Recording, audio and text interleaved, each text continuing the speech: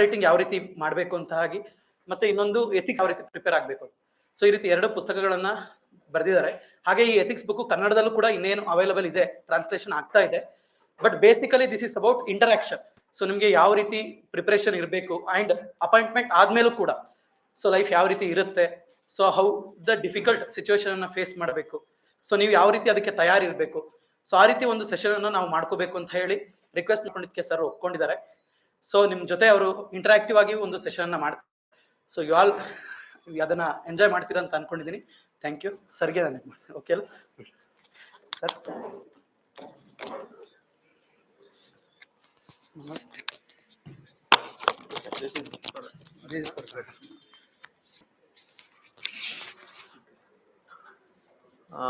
First of all, good afternoon everyone. ನಾನು good morning ಹೇಳ್ಬೇಕು ಅನ್ಕೊಂಡಿದ್ದೆ. So I am very sorry, ಮೈಸೂರಿಂದ ಬರ್ಬೇಕಾಗಿತ್ತು. So it was too much of traffic and ನಾವು ಯೋಚನೆ ಮಾಡೋ ಟೈಮೇ ಬೇರೆ ಇರುತ್ತೆ. ಬೆಂಗಳೂರಲ್ಲಿ ಬಂದ್ರೆ, ಒಳಗೆ ಬಂದ್ರೆ ಇಲ್ಲಿಂದ ಒಂದ್ ಕಡೆ ಹೋಗೋ ಟೈಮೇ ಇನ್ನೊಂದು ಇರುತ್ತೆ. So that's why got late. Very sorry for that. And Dhananjaya ಅವ್ರು ಹೇಳ್ತಿದ್ದಂಗೆ, ಧನಂಜಯ ಸರ್ ಭಾನು ಸರ್ ಇಲ್ಲಿ ಟೇಕ್ಸ್ ಕ್ಲಾಸಸ್ ಐ ಥಿಂಕ್ ಅಲ್ಲ. So I was coming to Bangalore. ನಾನು 2 ದಿನ ಇದಕ್ಕೆ ಬ್ಯಾಂಗ್ಳೂರ್ ಬರ್ತಿದ್ದಾಗ ಸೊ ದೇ ರಿಕ್ವೆಸ್ಟೆಡ್ ಸೊ ನಮ್ಮ ಸ್ಟೂಡೆಂಟ್ ಜೊತೆನೂ ಇಂಟ್ರಾಕ್ಟ್ ಮಾಡಿ ಅಂತ. ನಾನು ಶಿವಕುಮಾರ್ ಸರ್ ಬಗ್ಗೆ ತುಂಬಾ ಕೇಳಿದ್ದೆ. ನಾನು ಕನ್ನಡ ಲಿಟ್ರೇಚರ್ ನಂದು ಆಪ್ಷನಲ್ ಅಲ್ಲ, but when it comes to Kannada literature ಎಲ್ಲ ಸೊ ಅವ್ರ ಬಗ್ಗೆ ನಾನು ತುಂಬಾ ಮುಂಚೆಯಿಂದ ಕೇಳಿದ್ದೆ. So I was also excited ಬಂದಿಲ್ಲಿ ನಿಮ್ ಜೊತೆ ಎಲ್ಲ ಇಂಟ್ರಾಕ್ಟ್ ಮಾಡೋಕೆ. ಸೊ ಇಲ್ಲಿ KPSC UPSC ಎಷ್ಟು ಮಕ್ಳಿದ್ದಾರೆ? UPSC ಎಷ್ಟು ಜನ ಇದ್ದೀರಾ? ಓಕೆ, ಎಲ್ಲ ಆಲ್ಮೋಸ್ಟ್ ಪೂರ್ತಿ UPSC ಇದು. ಆಬ್ವಿಯಸ್ಲಿ KPSC ಬರೆಯೋದು ಜೊತೆಗೆ. Good. So first of all book, we have recently written this book on ethics, integrity and aptitude. ಇದ್ರ ಮುಂಚೆ ನಾವು ಆನ್ಸರ್ ರೈಟಿಂಗ್ ಮ್ಯಾನ್ಯುವಲ್ ಅಂತ ಬರ್ತೀನಿ. ಯಾರು ಓದಿದ್ದೀರಾ? ಹೇಗಿತ್ತು first book? Did you like it? Okay, main ಸ್ಫೂರ್ತಿ ನಿಮ್ಗೆ you kind of like it. ಓದಕ್ಕೆ ಈಸಿ ಇತ್ತಾ ಹೇಗೆ? So that's how we wanted to bring ethics also. So ಯಾಕೆಂದ್ರೆ ನಾವು ಓದು 2 ವರ್ಷದಿಂದ ಇದು ನಾವು ಸತತವಾಗಿ ಯಾವಾಗ ನಮ್ಗೆ ಸಮಯ ಸಿಗುತ್ತೆ ಆ ಟೈಮಲ್ಲಿ, ಕೆಲಸದ ಜೊತೆಗೆ ಯಾವಾಗ ಸಿಗುತ್ತೆ ಆ ಟೈಮಲ್ಲಿ ಮಾಡಿ ಇದನ್ನ ಬರ್ದಿದ್ದೀವಿ ಇಬ್ರು ಸೇರಿ. ಸೊ 2 ವರ್ಷ ಲಾಂಗ್ ಪ್ರಯತ್ನ, ಬಟ್ ಇದ್ರದ್ದು ಇನ್ಸ್ಪಿರೇಷನ್ ನಾವು ಓದೋ ಟೈಮಿಂದ ಇತ್ತು. ಯಾಕಂದ್ರೆ ಎಥಿಕ್ಸ್ಗೆ ಒಂದು ಸೋರ್ಸ್ ಅನ್ನೋದು ಇರ್ಲಿಲ್ಲ ಮುಂಚಿಂದ, ನಮ್ಮ ಟೈಮಿಂದ ಇರ್ಲಿಲ್ಲ. ಈಗ್ಲೂ there is no complete source, there is no complete compilation of everything. So ಯಾವ್ದ್ರೊಳಗೆ ಬರೀ ಫ್ಯಾಕ್ಚುಯಲ್ ತುಂಬಾ ಜಾಸ್ತಿ ಇದೆ, ಅದ್ರ ಬರೀ ಇನ್ನೊಂದ್ರಲ್ಲಿ ಬರೀ ಎಕ್ಸಾಂಪಲ್ ಇದೆ. ಸೊ ಎಥಿಕ್ಸ್ ಎಕ್ಸಾಮ್ ಅಲ್ಲಿ if you want to score, so it requires a different approach which ಇದುವರೆಗೂ ಯಾವ ಬುಕ್ಕಲ್ಲೂ ಇರಲಿಲ್ಲ. So we thought will bring it down and thankfully it has come out well. Think Dhananjay ಅವರು ನೋಡಿದ್ದಾರೆ, doctor Bhanu Prakash also constantly ಅವ್ರ ಹತ್ರ ನಾವು ಕೇಳ್ತಿದ್ವಿ, ಈಗಿನ ಮಕ್ಳಿಗೆ ಇನ್ನೇನು ಎನಿಥಿಂಗ್ ಟು ಬಿ ಆಡೆಡ್, ಇಲ್ಲ ಇದು ಹೆಂಗಿದೆ ಆ ಥರ ಎಲ್ಲ continuous we are in touch with 3-4 toppers. ಅವ್ರ ಜೊತೆ ಟಚ್ ಅಲ್ಲಿ ಇಟ್ಕೊಂಡು ಅವ್ರಿಗೆ ತೋರಿಸ್ಕೊಂಡು ಬರ್ದಿರೋದು, so that it is relevant for the current trends. That's all. ಅದ್ರ ದೆನ್ ಬುಕ್ ಬಗ್ಗೆ I will not talk much. So you can see ಇಲ್ಲಿ ಇರುತ್ತೆ, ಭಾನು ಸರ್ ಹತ್ರ ಇರುತ್ತೆ, ಇಲ್ಲ ಇವ್ರ ಹತ್ರ ಇರುತ್ತೆ. You can just go through it. If you like it then you can refer it as your source. Thank you. So the session na will keep it interactive. Okay, ನಾವು ಎಷ್ಟಾರು ಜ್ಞಾನನ ನಾನು ಹೇಳಿದ್ರು ಅಲ್ಟಿಮೇಟ್ಲಿ ನಿಮ್ಮ ತಲೆಯಲ್ಲಿ ಏನೋ ಒಂದು ಕ್ವಶನ್ ಇರುತ್ತೆ. So I want to keep it interactive. ನೀವೇನು ನಿಮ್ಮ ಕ್ವಶನ್ಸ್ ಏನಿದೆ ಸೊ ಅದನ್ನ ಆನ್ಸರ್ ಮಾಡಕ್ ನಾನು ಇಷ್ಟಪಡ್ತೀನಿ. ಸೊ ಅವಾಗ ಒಂದು ಓವರ್ ಆಲ್ ಎಲ್ರದ್ದು ಒಂದು ಏನೇನು ಬೇಸಿಕ್ ಏನು ಡೌಟ್ಸ್ ಇರುತ್ತೆ. So out of 8-10 questions, 10-12 questions ಏನು ಸಿಗುತ್ತೆ ಅದರಲ್ಲಿ I can answer everybody's basic doubts. ಆಯ್ತಾ? So come on, anybody, any questions? ಯಾವಾಗ್ಲೂ ಇನಿಷಿಯಲ್ ಫಸ್ಟ್ ಕ್ವಶನ್ ಯಾರು ಕೇಳ್ತಾರೆ ನೋಡಿ, ಫಸ್ಟ್ ಕ್ವಶನ್ ಯಾವಾಗ್ಲೂ ಟೈಮ್ ತಗೊಂತಾರೆ. ಅದಾದ್ಮೇಲೆ ಎಲ್ಲರ ಕೈ ಇದ್ತಾ ಇರ್ತಾರೆ. ಕಮ್ ಆನ್, ಯಾರು ಫಸ್ಟ್ ಕೇಳ್ತೀರ ನೋಡೋಣ. ಇಬ್ರು.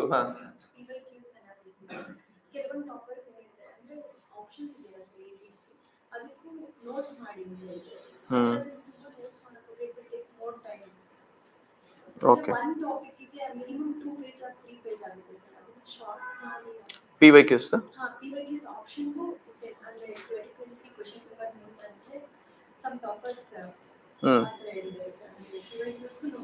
ನೋಟ್ಸ್ ಮಾಡ್ಕೊಳ್ಳಿ. ಲುಕ್, ನಾನು I would not suggest that. ನಾನು 2 ಸತಿ ಫಿಲಿಮ್ಸ್ ಕ್ಲಿಯರ್ ಮಾಡಿದ್ದೀನಿ. So I would not suggest PYQ notes ಮಾಡೋದಿಲ್ಲ. ಯಾಕೆಂದ್ರೆ PYQs ನೀವು ಎಷ್ಟೊಂದು ವಿಡಿಯೋ, ನಾವು ಎಲ್ಲ ಟಾಪರ್ಸ್ ವಿಡಿಯೋ ನೋಡಿದ್ವಿ, ನೀವು ನೋಡಿರ್ತೀರ. ಎವ್ರಿಬಡಿ ಟೆಲ್ಸ್ ಪ್ರೀವಿಯಸ್ ಇಯರ್ ಕ್ವಶನ್ಸ್ನ ರೆಫರ್ ಮಾಡಿ ಅಂತ, ಇಲ್ಲ previous year go through previous year question papers ಅಂತ ಹೇಳ್ತಾರೆ. Nobody tells you read previous year question papers. ಇದು ನಿಮ್ಮ ಡಿಗ್ರಿ ಎಕ್ಸಾಮ್ ಅಲ್ಲ. ಅದ್ರಲ್ಲಿ ನಿಮ್ ಗೈಡ್ ಬರುತ್ತೆ, ಪ್ರೀವಿಯಸ್ ಇಯರ್ ಕ್ವಶನ್ ಬರುತ್ತೆ, ಅದ್ರದ್ದು ಆನ್ಸರ್ ಬರುತ್ತೆ, ಅದನ್ನ ಓದ್ಕೊಂಡು ಹೋದ್ರೆ 80% ಆಫ್ ಕ್ವಶನ್ಸ್ ಅದರಲ್ಲೇ ಬರುತ್ತೆ. 10th 12th ಅಲ್ಲೆಲ್ಲ ಇದೇ ಮಾಡಿದೀವಿ. But this is different. They might rarely 1 in 100 cases so previous year ಇಂದ ಕ್ವಶನ್ ರಿಪೀಟ್ ಆಗೋದು. ಬಟ್ ಪ್ರೀವಿಯಸ್ ಇಯರ್ ಕ್ವಶನ್ಸ್ ನೀವು ಟ್ರೆಂಡ್ ನ ಅನಲೈಸ್ ಮಾಡಬೇಕು.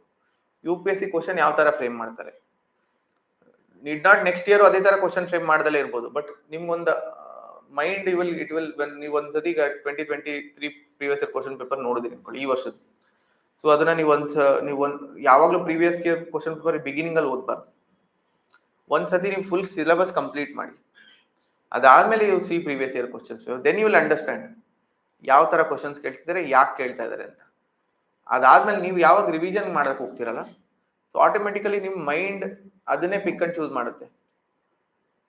ಈಗ ನೀವು ಬಜೆಟ್ ಮೇಲೆ ಒಂದು ಕ್ವಶನ್ ಬಂತು ಅನ್ಕೊಳ್ಳಿ, maybe Dev has to assess the share of or increase in trend of foreign institutional investors in Indian stock market. ಅದು ಬಜೆಟ್ ಅಲ್ಲಿ ಏನಾದ್ರು ಬಂದಿತ್ತು ಅಂದ್ರೆ, ಇಲ್ಲ ಎನಿ ಎಕನಾಮಿಕ್ ಸರ್ವೇಲಿ ಏನಾದ್ರು ಇತ್ತು ಅಂದ್ರೆ, ಅದ್ರ ಮೇಲೆ ಒಂದು ಕ್ವಶನ್ ಇದೆ ಅನ್ಕೊಳ್ಳಿ.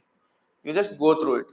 ನೀವು ಯಾವಾಗ ನೋಡ್ತೀರಾ, ಓಕೆ ಈ ವರ್ಷ ಇದು ಕೇಳಿದ್ದಾರೆ, ಸೊ ನೆಕ್ಸ್ಟ್ ಇಯರ್ ನೀವು reading the economic survey, you will automatically focus on these things. ಹೌದೋ ಇಲ್ವೋ? So that's why that is how you should use previous year question paper. ಇದನ್ ಬಿಟ್ಟು ನೋಟ್ಸ್ ಮಾಡೋದು, ಇಲ್ಲ ಅದ್ರ ಸಮ್ಮರಿ ಓದೋದು, ಇಲ್ಲ 28-30 ವರ್ಷದ ಸಾಲ್ಡ್ ಬುಕ್ ಓದೋದು, ಅದರಿಂದ ಏನೂ ಆಗಲ್ಲ. So don't do this. ಎಷ್ಟೊಂದು I have seen so many previous year solved question papers, ಅವೆಲ್ಲ ಮಾಡಬೇಡಿ. So that is waste of time. So UPSC ನಿಮ್ಮನ್ನ ಮಿಸ್ಗೈಡ್ ಮಾಡಕ್ಕೆ ತುಂಬಾ ಜನ ಇದ್ದಾರೆ, ಗೈಡ್ ಮಾಡೋಕ್ಕಿಂತ. These are all such kind of things. ನೀವು ಪ್ರೀವಿಯಸ್ ಇಯರ್ ಕ್ವಶನ್ ಡೆಫಿನೆಟ್ಲಿ ನೋಡ್ಬೇಕು, ಕ್ವಶನ್ಸ್ ನೋಡ್ಬೇಕು. ಆನ್ಸರ್ ನಿಮ್ಗೆ ಗೊತ್ತಿಲ್ಲ ಅಂದ್ರೆ ನೀವು ತಿಳ್ಕೊಂಡು ಅದನ್ನ ಆನ್ಸರ್ ತಿಳ್ಕೋಬೇಕು. ಬಟ್ ಅದನ್ನ ಓದ್ಕೊಂಡು ಅದನ್ನ ರಿವೈಸ್ ಮಾಡಕ್ ಆಗಲ್ಲ ಅಂದ್ರೆ ಆ ಬುಕ್ನ ಓದ್ಬಾರ್ದು. You are consuming 20-30 days for one book. ನಿಮ್ 20-30 ದಿನ ಅದು ವೇಸ್ಟ್ ಆಗೋಗುತ್ತೆ. ಯಾಕೆ ನೀವು ಅದನ್ನ ಮತ್ತೆ ರಿವೈಸ್ ಮಾಡಲ್ಲ, ಅದರಿಂದ ದೇರ್ ಇಸ್ ನೋ ಔಟ್ಪುಟ್. ಅದರಿಂದ ಕ್ವಶನ್ಸ್ ಏನು ಬರಲ್ಲ. ಸಿಮಿಲರ್ ಬರುತ್ತೆ, ಬಟ್ ನೀವು ಟೆಕ್ಸ್ಟ್ ಬುಕ್ಸ್ ಓದಿದ್ರೆ you will, as I told, you will find out where to read what. Okay.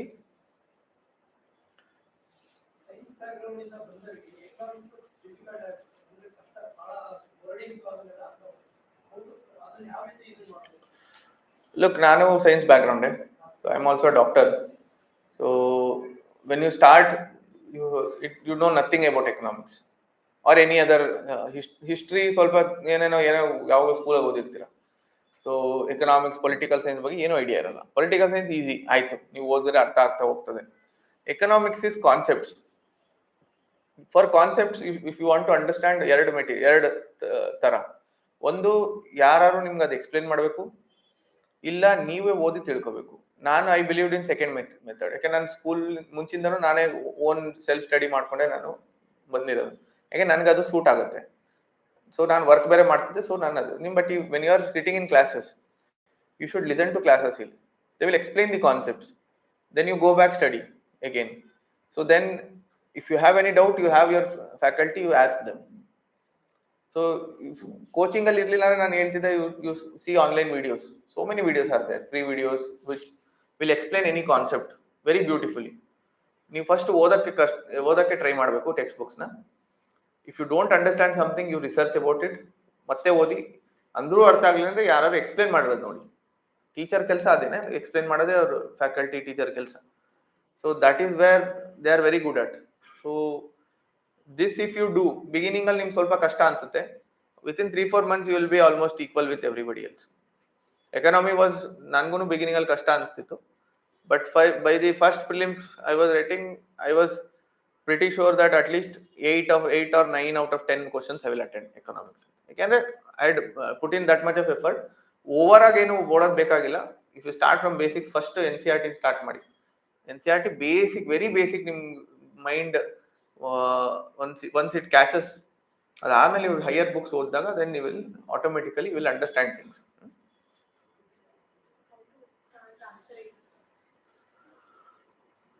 So ಇದ್ರ ಮೇಲೆ ನಾವು we have written a whole book, how to start, how to write answers and how your answer, this is very important thing. So ನೀವು ಯಾರು mains ಬರ್ದಿದ್ದೀರಾ ಈ ಸತಿ ಎಲ್ಲ fresh batch? Okay. So ನೀವು ನೋಡ್ತೀರಾ ಮೇನ್ಸ್ ಅಲ್ಲಿ ಎಷ್ಟೊಂದು ಜನ, you have seen so many people who don't clear mains. So do you think they have not studied? They have studied. Why only few of them clear mains again and again and again? How are they different from others? Knowledge ಅಲ್ಲಿ difference ಇದೆಯಾ? It's all about answer writing technique and practice. So answer writing ಒಂದು skill. Mains ಅಂತ ಬಂದಾಗ 50% ನೀವೇನು hard work ಮಾಡಿ effort ಹಾಕ್ತೀರಾ, optional ಬಿಟ್ಟು general studies, 50% is your hard work, all your knowledge, notes, facts, figures, diagrams, flow charts, idella 50%. In another 50% is how you read the question, how you understand the question, and how you write your answer. So that's why this is very important. Adakke ನೀವು ಇದನ್ನ second part ನ ಕಲಿಯೋಕೆ you will have to practice. And to start answer writing practice, you should not start immediately. Once you have to read the whole one reading at least, same like previous year question, for one reading at least you madadmele you know something about everything.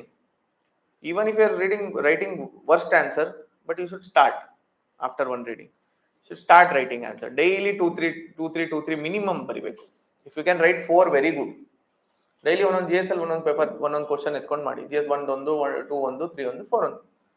So make it a habit to write. So with time automatically your answer will start improving.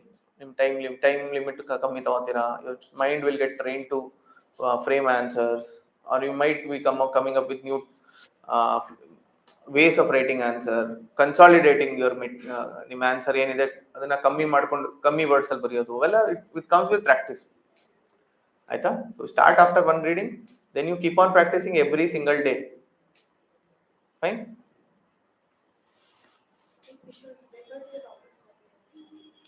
Should only refer, you should see how they are writing. You cannot imitate. ನೀವು toppers ನೀವು ಒಂದೊಂದ್ಸತಿ some topper answer ಅಂತ ನೀವೇ ಚೆನ್ನಾಗಿ ಬರೀಬೋದು answer, you never no.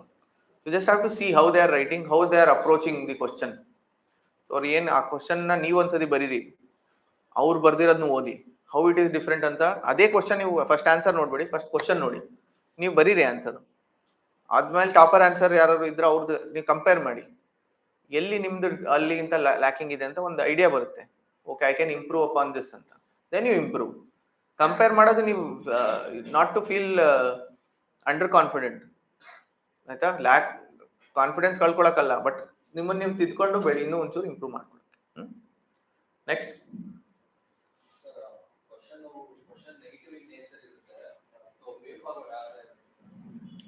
Question negative.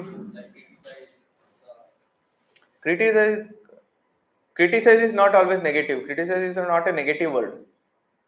Criticize is or criticize ಅಂತ ಯಾರು ಕೇಳಲ್ಲ, critically analyze ಅಂತ ಕೇಳ್ತಾರೆ. So I have not seen any question where they critically analyze, they will ask. So simple example ಹೇಳ್ತೀನಿ, critically how you should analyze something. So book my show app ಇದೆಯಲ್ಲ ಹತ್ರ,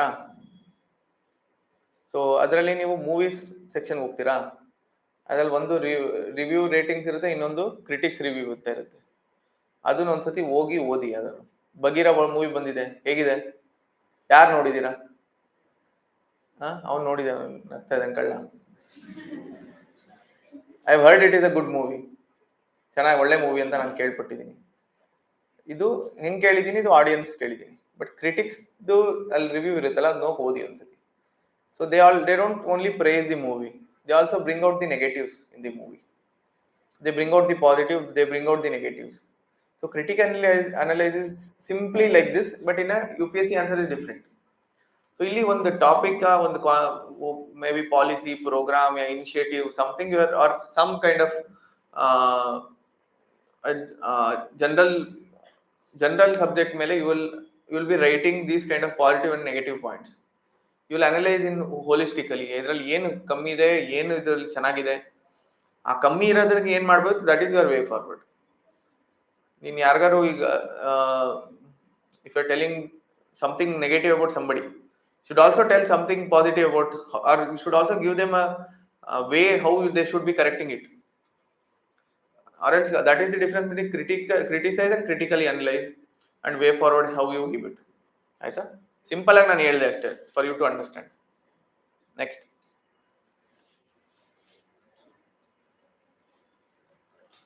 next essay.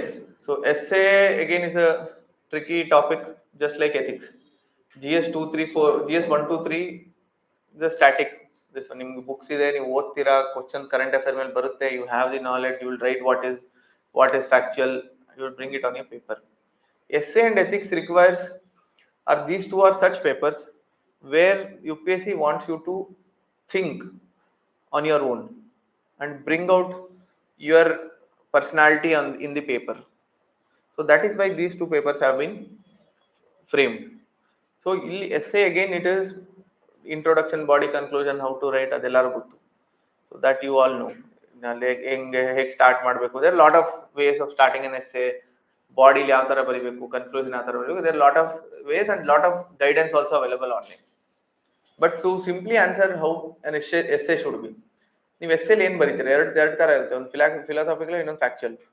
ಇತ್ತೀಚೆಗೆ ಜಾಸ್ತಿ ಫಿಲಾಸಫಿಕಲೇ ಕೇಳ್ತಿದ್ದಾರೆ. Again factual ಅಲ್ಲಿ again your writing facts, it's like your GS answer. As I told, they want you to bring out your personality.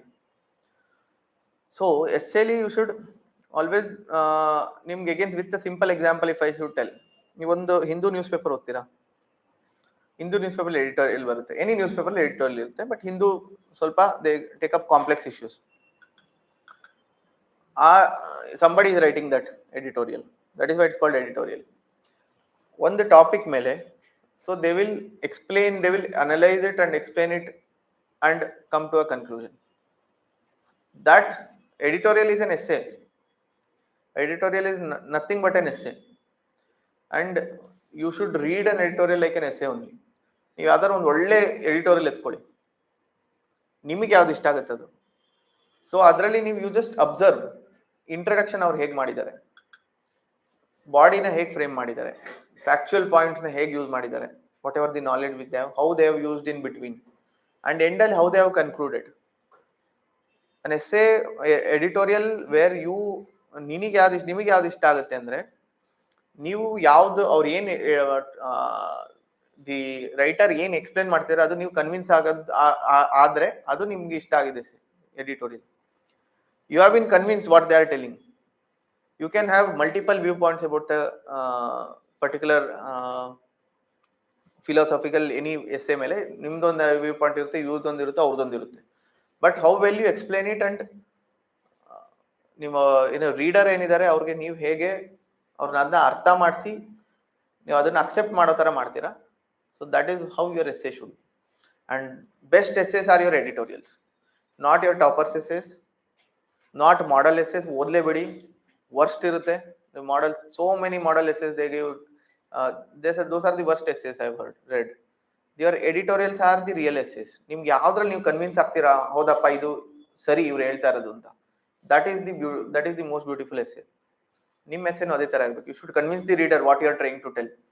Okay, ನಾನು ಹೇಳ್ತಿರೋದು ಇದು, so ಯಾಕೆ ಇದು ಈ ರೀಸನ್ಗೆ, ಅದನ್ನ it's how to beautifully bring it on the paper. So ಬಾಕಿ ಸಬ್ intro, body, conclusion, how to start, there is lot of ways. So one, you can start with a quote, anecdote, yeah, you can start with a definition or some historical background or something and all. So there are so many ways of doing it. So these are all ways, but it also depends on the essay topic and also your comfort about writing this one. ನಾನು ನಿಮಗೆ quotes ತುಂಬಾ ಚೆನ್ನಾಗಿದೆ, ನೀವು quotes ಗೊತ್ತು ಅಂತ quotes ಬರಿಬಾರ್ದು. ಆ ಎಸ್ಸೆಗೆ ಅಲ್ಲಿ coat relevant ಇದ್ರೆ ಮಾತ್ರ ಕೋಟ್ಸ್ ಬರಿಬೇಕು, ಆ ಥರ. So it is very individual approach ಇರಬೇಕು. ಬಟ್ ಚಿಕ್ಕ ಸೆಷನ್ ಅಲ್ಲಿ ಯು ಕೆನಾಟ್ ಕಂಪ್ಲೀಟ್ಲಿ ಹೇಳ್ಬೋದು, but as A brief answer, this is what I can tell how your essay should B. Next,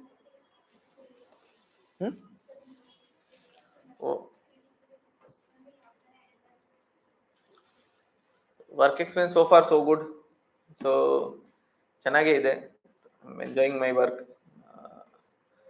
definitely worth giving all the 2-3 ವರ್ಷ ಏನು ಕಷ್ಟಪಟ್ಟು ಓದಿದ್ವಿ ಅದೆಲ್ಲ it is all worth ಅಂತ ಇವತ್ತಿಗೆ ಅನಿಸುತ್ತೆ. But again it is challenging also. It is a very challenging job, require lot of your time and effort. So as any other job, I see this as a job. So ನಂಗೂ ಇದು ಎಲ್ಲರೂ ಮಾಡೋದರ ಕೆಲಸ ಇದ್ದಾರೆ, ನಾವು ಒಂದು ಕೆಲಸದಲ್ಲಿದ್ದೀವಿ ಅಷ್ಟೇ. So ಏನು ಎಕ್ಸ್ಟ್ರಾಡಿನರಿ ಏನಲ್ಲ, ಎಲ್ಲ ಇದು ಮೀಡಿಯಾ, ಸೋಷಿಯಲ್ ಮೀಡಿಯಾ ಹಂಗೆ ಹೈಪ್ ಮಾಡ್ತಾರೆ ಅಷ್ಟೇ. ನಾವು ಅಲ್ಟಿಮೇಟ್ಲಿ ನಾವು ಅದೇ ಕೆಲಸ ಮಾಡ್ತಿರೋದು, ಎಲ್ರೂ ಅದೇ ಏನೋ ಒಂದು ಕೆಲಸನೇ ಮಾಡ್ತಾ ಇರೋದು. ಸೊ ಆ ಥರದ್ರಲ್ಲಿ ಏನಂದ್ರೆ larger goals and larger roles, too much at stake, you can do a lot of things and also you cannot do a lot of things. So ಎಲ್ಲ ಕಂಪೇರ್ ಮಾಡಿದ್ರೆ over all it's a positive thing. That's why I am telling ಕಿ it is worth giving all the sacrifice. ಅದು ಚೆನ್ನಾಗಿದೆ. Critical situations, critical, that is where ethics is also involved.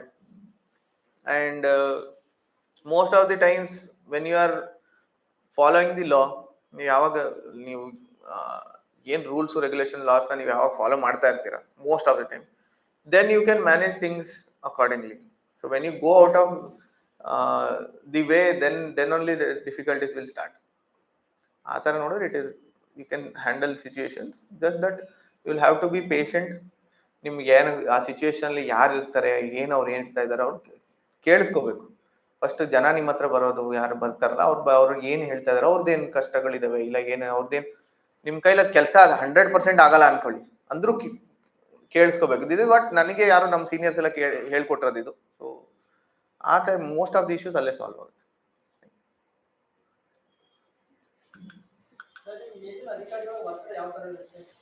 ಯಾವುದು ಒತ್ತಡ ಇರಲ್ಲಪ್ಪ, ಯಾರು ಹೇಳಿದ್ರು ಒತ್ತಡ? ನೀವು ಒತ್ತಡ ತಗೊಂಡ್ರೆ ಒತ್ತಡ ಅದು ನೀವೆಲ್ಲ ನಾನು ಹೇಳ್ತಿದ್ದೀನಲ್ಲ, ಇದೆಲ್ಲ ಹೈಪ್ಡ್ ಅಪ್ ಇವೆಲ್ಲ. ಒತ್ತಡ ಅಂದ್ರೆ ನೀವು ಅದೇ ಹೇಳಿದ್, ನೀವು ಒತ್ತಡ ತಗೊಂಡ್ರೆ ಒತ್ತಡ ಆಗುತ್ತಷ್ಟೇ. ನಾನು ಏನು ಹೇಳ್ದೆ ಹೇಳಿ, ನಿಮ್ಮ ಒಂದು ಕಟ್ ಹಾಕಿರುತ್ತೆ ನಿಮ್ಗೆ ರೂಲ್ಸ್ ರೆಗ್ಯುಲೇಷನ್ಸ್, ಏನ್ ಮಾಡ್ಬೋದು ಏನ್ ಮಾಡಬಾರ್ದು. ನೀವು ಅದ್ರ ಪ್ರಕಾರ ಮಾಡಿದ್ರೆ ಯಾರು ಒತ್ತಡ ಮಾಡಿದ್ರು ನಾವು ನೋಡಿ ಆಗತ್ತೆ ಅಂದ್ರೆ ಆಗುತ್ತೆ, ಆಗಲ್ಲ ಅಂದ್ರೆ ಆಗಲ್ಲ. ಬಟ್ ನೀವು ಇವ್ರು ಹೇಳ್ತಿದಾರಲ್ಲ ಇದು ಮಾಡ್ಬೇಕಲ್ಲ ಅಂತ ಏನಾದ್ರು ಮಾಡೋದು ಅದು ಒತ್ತಡ. ನೀವು ಯಾವಾಗ ಆ ಥರ ಯೋಚನೆ ಮಾಡ್ತೀರಾ? ನೀವು ಯಾವಾಗ ಇಲ್ಲ ಇದು ಆಗಲ್ಲ ಕೆಲಸ ಅಂದ್ರೆ ಆಗಲ್ಲ, ಯಾರು ಹೇಳಿದ್ರು ಆಗಲ್ಲ ಅಂತ ಅನ್ಕೊಂಡ್ರೆ ಅದು ಒತ್ತಡ ಅಲ್ಲ. ಹೌದೋ ಇಲ್ವೋ ಹೇಳಿ? ಅದೆಲ್ಲ ಮೇಲಿನ ಅಧಿಕಾರಿ ಒತ್ತಡ ಎಲ್ಲ ಏನು ಆ ಥರ ಮೇಲ್ಗಡೆ ಸೀನಿಯರ್ಸ್ ಯಾವಾಗಲೂ ಸಪೋರ್ಟ್ ಮಾಡ್ತಾ ಇರ್ತಾರೆ, ಗೈಡ್ ಮಾಡ್ತಾರೆ ಕೂಡ. ಯಾವ್ದು ಸರ್ ನಿಮ್ ಡೌಟ್ ಇದ್ರೆ ಹೋಗಿ ಕೇಳ್ಬೋದು, ಮಾತಾಡ್ಬೋದು, ಸರ್ ಇದು ಈ ಥರ ಇದೆ. ಇಲ್ಲ ನಾವು ಈಗ ನಾವೇನೋ ಕೆಲಸ ಮಾಡ್ತಾ ಇರ್ತೀವಿ, ಯಾವಾಗ ಒಂದೊಂದ್ಸರಿ ಡೌಟ್ಸ್ ಅಲ್ಲಿ ಇರುತ್ತೆ, ಇದಕ್ಕೆ ಏನ್ ಮಾಡ್ಬೇಕು ಏನ್ ಮಾಡ್ಬೋದು ಎಲ್ಲ ನಾವು ಫೋನ್ ಮಾಡ್ಕೊಂಡು ಕೇಳ್ಕೊತೀವಿ. ಯಾರು ಗೈಡ್ ಇದ್ದೇ ಇರ್ತಾರೆ, ಅವ್ರು ಹೇಳ್ತಾರೆ ಇದು ಸರಿ ಇದು ತಪ್ಪು, ಈ ತರ ಮಾಡ್ಬೇಕು ಈ ತರ ಮಾಡ್ಬಾರ್ದು. ಒತ್ತಡ ಇರಲ್ಲ. ಇಟ್ಸ್ ಆಲ್ವೇಸ್ ಒಂದು ಒತ್ತಡ ತಗೊಳಗಿ ನಮ್ಮ ಜಾಬಲ್ಲಿ particularly we have a constitutional mandate, so nobody can put that much of pressure also. ಯಾರು ನಿಮ್ ಫೋರ್ಸ್ ನಿಮ್ ಅಲ್ಟಿಮೇಟ್ಲಿ ನೀವೇ ಸೈನ್ ಮಾಡೋದು, ನಿಮ್ ಕೈಲಿ ಇರುತ್ತೆ ಪೆನ್ನು, ಯಾರು ನಿಮ್ ಕೈಲಿ ಇಟ್ಕೊಂಡು ಸೈನ್ ಮಾಡ್ಸಕ್ ಹೋಗಲ್ಲ. ಅವೆಲ್ಲ ಮೂವಿಲಿ ನಿಮ್ಗೆ ನೋಡ್ಬೋದು ನಾವು ಅಷ್ಟೇ. ಮೂವಿಲಿ ಕೈ ಹಿಡ್ಕೊಂಡು ಹಾಕೋ ಸೈನ್ ಹೆಬ್ಬೆಟ್ಟು ಹೊತ್ತು ಅಂತ, ಅವೆಲ್ಲ ಆಗಲ್ಲ ಇಲ್ಲಿ. ನೆಕ್ಸ್ಟ್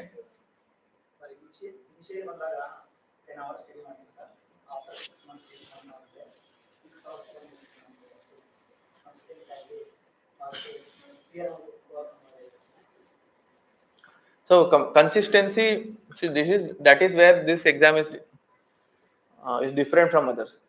ನೀವು ಡೆಲ್ಲಿಗೆ ಹೋದ್ರೆ so many IITians, so many top colleges in the most brilliant brains ಅಂತೆಲ್ಲ ಅಂತಾರಲ್ಲ, ಇನ್ನು ಎಷ್ಟೊಂದು ಜನ ಫಿಲಿಮ್ಸ್ ಕ್ಲಿಯರ್ ಮಾಡಿರಲ್ಲ. ಸೊ ಎಷ್ಟೊಂದು ಜನ ಮೇನ್ಸ್ ಬರಿತಾ ಇರ್ತಾರೆ ಬಟ್ ಆಗ್ತಾ ಇರಲ್ಲ. so many of them have not cleared.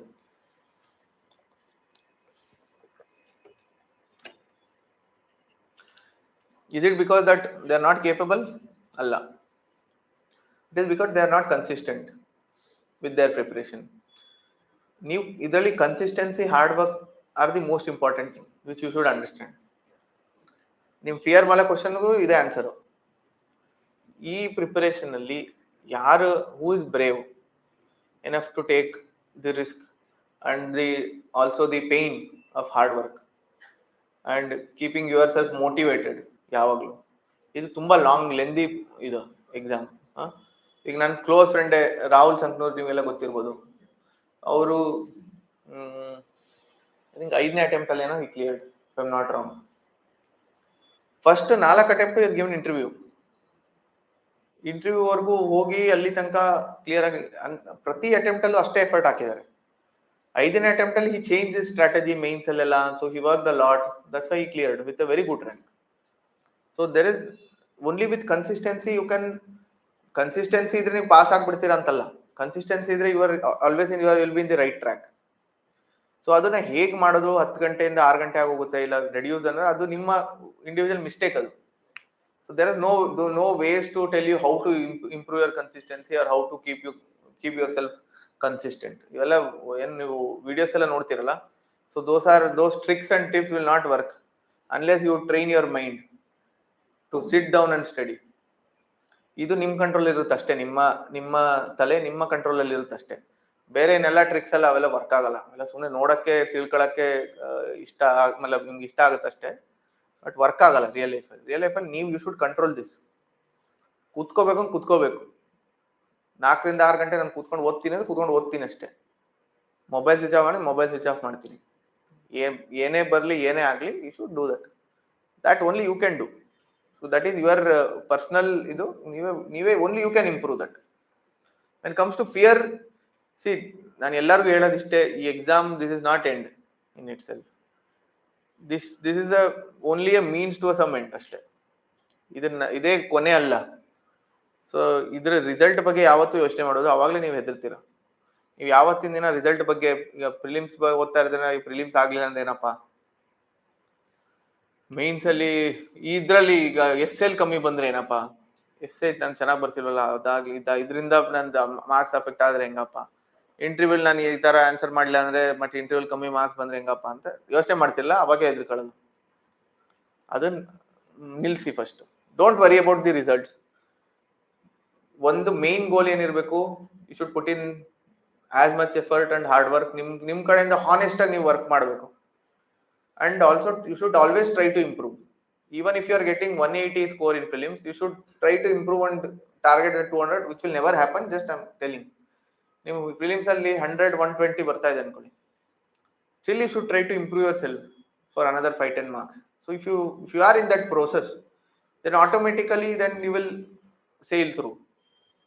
But if you start worrying about that side of the process result, then this will get affected. So you will not complete the journey.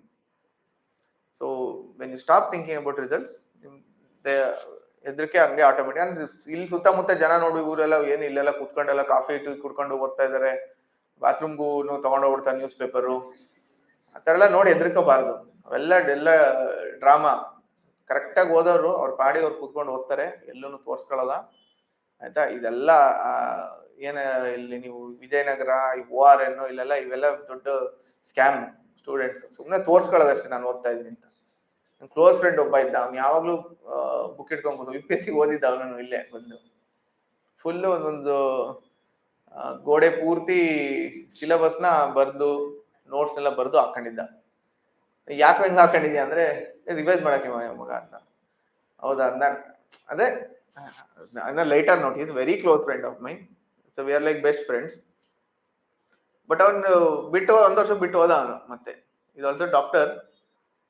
But that is what when you start. So ನಾನೇನಾದ್ರು ಅವಾಗೇನಾದ್ರು ಎದ್ಕೊಂಡಿದ್ರೆ ಏನಪ್ಪ ಇವನೆಲ್ಲ ಇದೆಲ್ಲ ಮಾಡ್ತಿದ್ದಾನೆ ಅಂದ್ರೆ, ನನ್ನ mentally I would have been affected.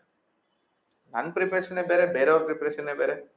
ಒಂದೇ ಸೀಟ್ ಬೇಕಾಗಿರೋದು, ಅಷ್ಟೊಂದು ಸೀಟ್ ಇದೆ, ಅವನು ತಗೊಳ್ಳಿ ನೀನು ತಗೋ. ಬೇರೆಯವ್ರು ನೋಡಿ ಎದ್ರುಕೋಬಾರ್ದು, ಜೊತೆಗೆ ರಿಸಲ್ಟ್ ನೋಡಿ ಬಗ್ಗೆ ಯೋಚನೆ ಮಾಡಿ ಎದ್ರುಕೋಬಾರ್ದು ಅಷ್ಟೇ. Next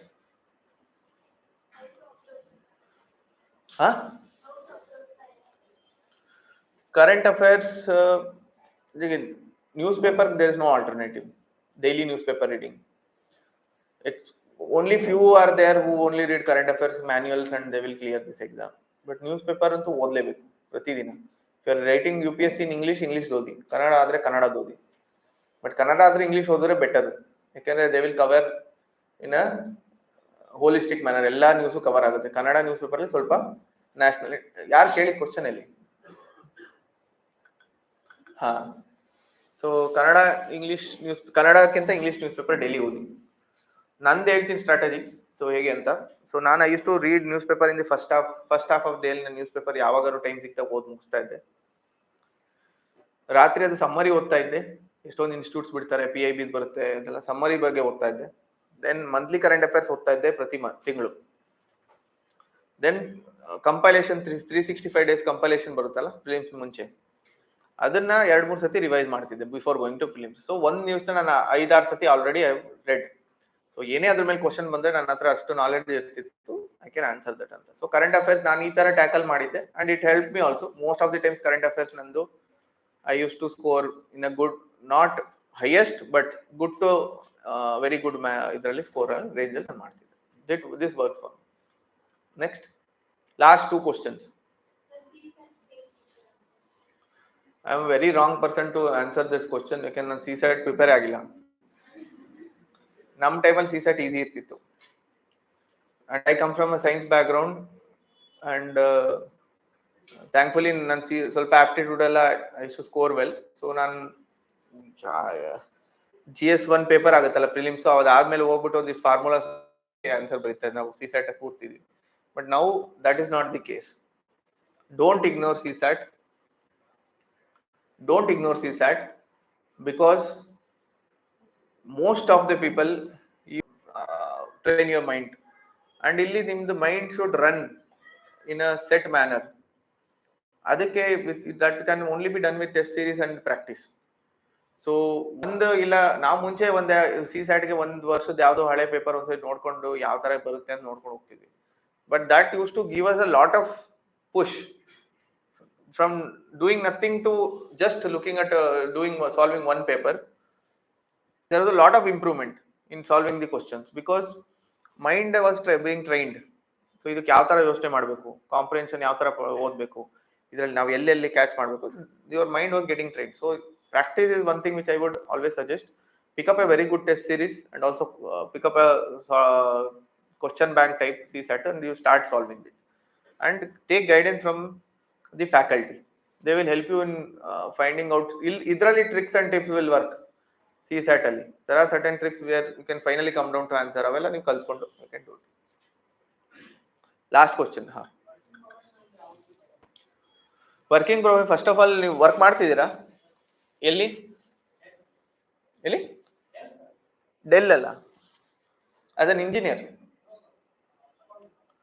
accountant. What is your work profile? ಎಷ್ಟು ಗಂಟೆ ಕೆಲಸ ಇರುತ್ತೆ? 10 to 5. ಓಕೆ. ಸೊ ನಂದು 9 to 4 ಜಾಬ್.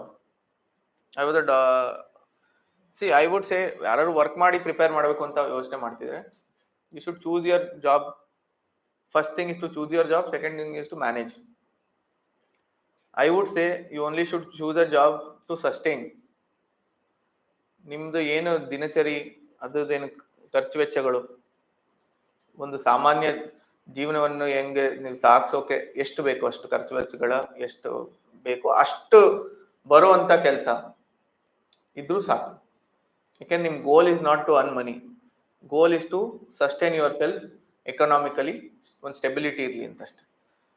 ಅಂಡ್ ಈ ತರ ಕೆಲಸ ಎಲ್ಲಿ ನಿಮ್ಗೆ ತುಂಬಾ ಜಾಸ್ತಿ ಸಮಯ ಸಿಗುತ್ತೆ ಓದಕ್ಕೆ, ಆ ತರ ಕೆಲಸನ ಚೂಸ್ ಮಾಡಿ. ನೀವು ಆಲ್ರೆಡಿ ಆರ್ ಡೂಯಿಂಗ್, ನಿಮ್ಗಲ್ಲ, ಇದು ಬೇರೆಯವ್ರಿಗೆ.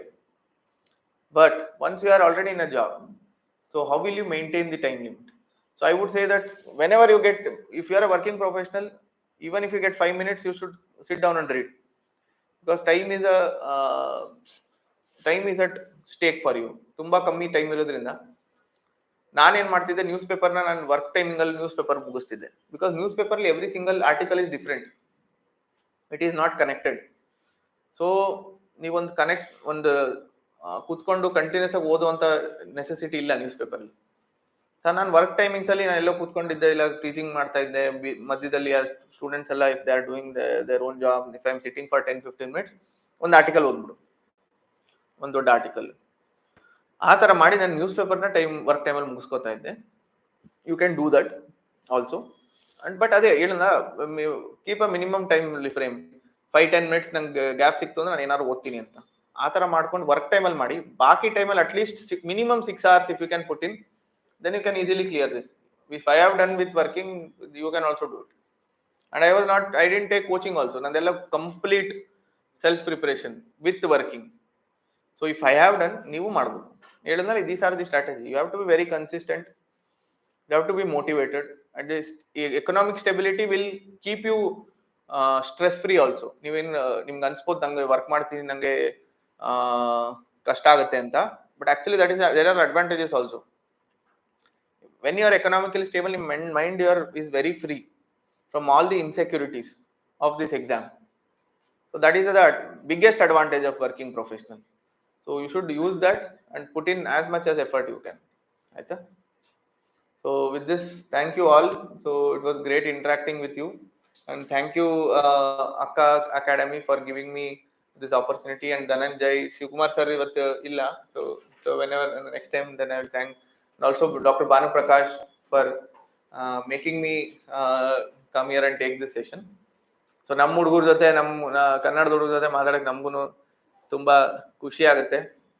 And book is not the only reason. Book was the reason why I came and I'm interacting, but regularly ನಾನು I keep in touch with students, so that keeps us grounded also ಒಂದು, and also ಒಂದು reality and ಅದ್ರಾಗ ನಮ್ಮನ್ನ ಇಡುತ್ತೆ ಕೂಡ. And also I feel ನಾವೂ ಈ ಥರ ಯಾರ್ದೋ ಸೆಷನ್ ನೋಡಿ ಕೇಳಿ ನಾವೂ ಪಾಸ್ ಮಾಡಿರೋರು. ಸೊ ನಾವೂ ಇದೇನೆ, ನಾನು I want to do it, so that ನನ್ನಿಂದ ಯಾರು ಕೇಳಿ ಏನಾದ್ರು ಒಂಚೂರು ಏನಾದ್ರು ಹೆಲ್ಪ್ ಆದರೆ, so I am very much happy. ನಾನು ನೀವು ಸತ್ಯ ಹೇಳ್ತೀನಿ, ಯೂಟ್ಯೂಬ್ ವಿಡಿಯೋಸ್ ತುಂಬಾ ಯೂಟ್ಯೂಬ್ ವಿಡಿಯೋಸ್ ಅಲ್ಲಿ ಬರೀ ಓನ್ಲಿ ಯೂಟ್ಯೂಬಲ್ಲಿ ಸಿಕ್ಕಿದ ರೀಲ್ಸ್ ಎಲ್ಲ ನೋಡೋದಲ್ಲ.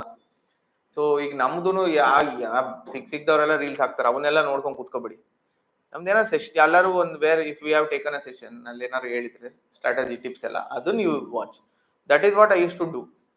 Beginning of my preparation ali, I watched so many toppers videos because they know how to crack this exam. They have done this, and there are lots of such videos. 80-90% of strategy of everybody is same. 80-90% of materials are same. So those similarity you should also do. Difference ಏನಿರುತ್ತಲ್ಲ strategies ಅಲ್ಲಿ, ಅದು ನಿಮಗೆ ಏನು work ಆಗುತ್ತೆ ಅದನ್ನ ಮಾಡ್ಕೊಂಡು. So if you work hard then you will definitely be able to clear this exam. ಅದ್ರಲ್ಲಿ ನಮ್ದು ಒಂದು ಚಿಕ್ಕ ಪುಟ್ಟ ನಮ್ಮ ಕೈಲಿ ಎಲ್ಲೆಲ್ಲ ಆಗುತ್ತೆ ನಾವು ಅದನ್ನ we try to do it. Thank you so much.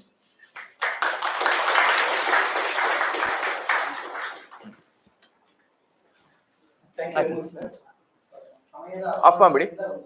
30 minutes ಇದೆ ಅಷ್ಟೇ. ಸೊ ನೆಕ್ಸ್ಟ್ ಒಂದು 2 hour ಸೆಷನ್ ನಾವು ಅರೇಂಜ್ ಮಾಡ್ತೀವಿ ಸರ್, ಯಾವಾಗ ಫ್ರೀ ಸಿಗ್ತಾರೆ. ಓಕೆ.